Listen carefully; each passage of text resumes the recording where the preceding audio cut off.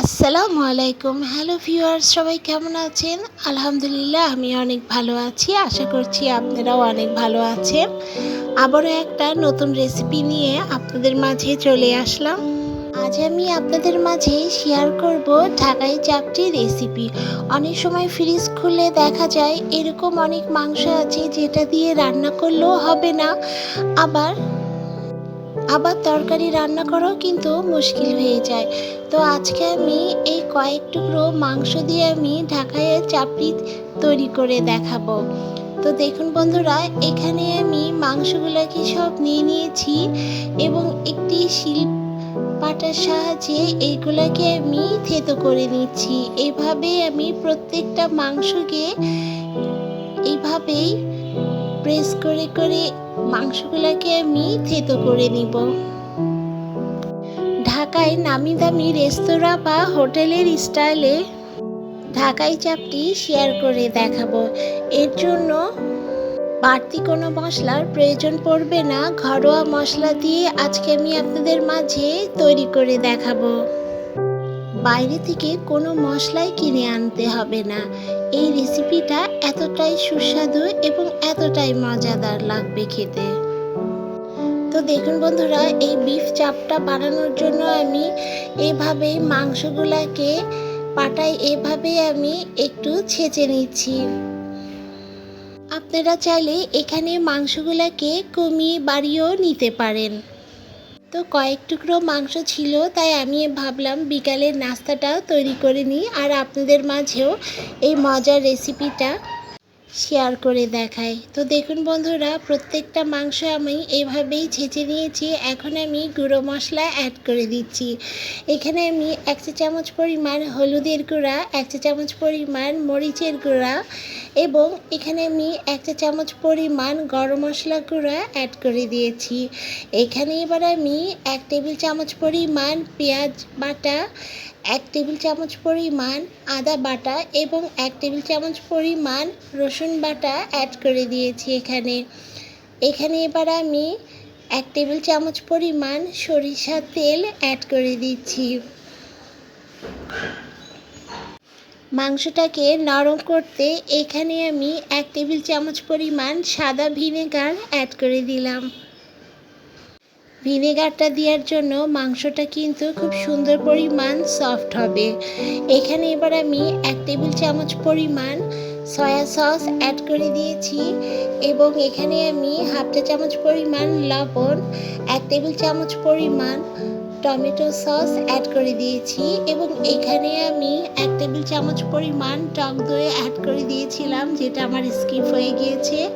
তো এখন সমস্ত মশলাগুলোকে আমি এভাবে খুব ভালো করে মিশিয়ে নিচ্ছি। আমার চ্যানেলে যারা নতুন বন্ধুরা তারা কিন্তু অবশ্যই সাবস্ক্রাইব করে পাশের বেল আইকনটি প্রেস করতে একদম ভুলবেন না। তো দেখুন বন্ধুরা, এইভাবে আমি খুব ভালোভাবে মাংসটাকে মশলার সাথে হাত দিয়ে মিশিয়ে নিচ্ছি। সমস্ত মশলাগুলোকে এভাবে খুব ভালো করে মিশিয়ে এটাকে আধা ঘন্টার জন্য রেস্টে আমি রেখে দিব। আধা ঘন্টা পরে আমি ফিরে এসেছি। এখন আমি এখানে 2 টেবিল চামচ পরিমাণ ময়দা অ্যাড করে দিচ্ছি। ময়দাটা কিন্তু অবশ্যই অ্যাড করতে হবে, এখানে আটা অ্যাড করলে চলবে না। তো দেখুন বন্ধুরা, ময়দাটাকে আমি অ্যাড করে দিয়েছি। রেসিপিটা ভালো লাগলে সাবস্ক্রাইব করে সাথেই থাকতে পারেন, আর বেশি ভালো লাগলে শেয়ার করে সবাইকে দেখার সুযোগ করে দিতে পারেন। তো দেখুন বন্ধুরা, এভাবে আমি খুব ভালো করে এবার চামচের সাহায্যে ময়দাটাকে মিশিয়ে নিচ্ছি। তো ময়দাটা আমার মিশিয়ে নেওয়া হয়ে গিয়েছে। এখন আমি চুলায় একটি কড়াই বসিয়ে এখানে এবার আমি সাদা তেল অ্যাড করে দিচ্ছি একটু বেশি পরিমাণে।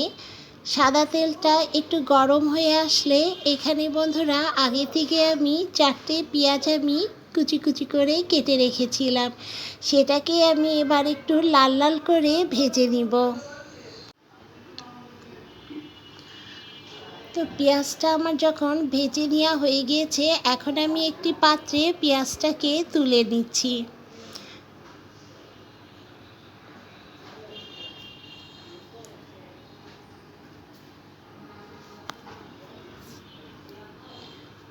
তো দেখুন বন্ধুরা, সমস্ত পেঁয়াজগুলোকে আমার তুলে নেওয়া হয়ে গিয়েছে।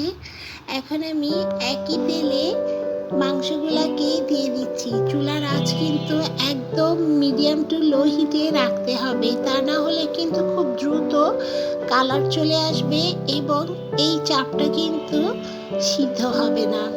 তো দেখুন বন্ধুরা, একদম মিডিয়াম টু লো হিটে রেখে আমি এটাকে ঢাকনা দিয়ে ঢেকে দিব।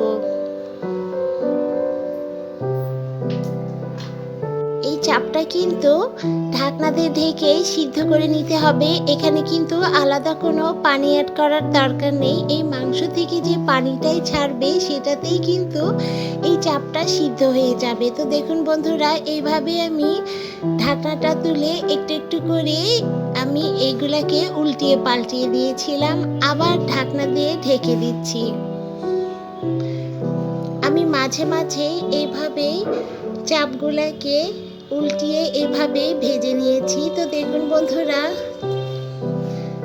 আমার চাপটিগুলা ভাজা প্রায় হয়ে এসেছে এবং কতটা সুন্দর পরিমাণ কালার আসছে এবং এতটা সুন্দর পরিমাণ ফ্লেভার আসছিল যে আমার তো দই সইছিল না।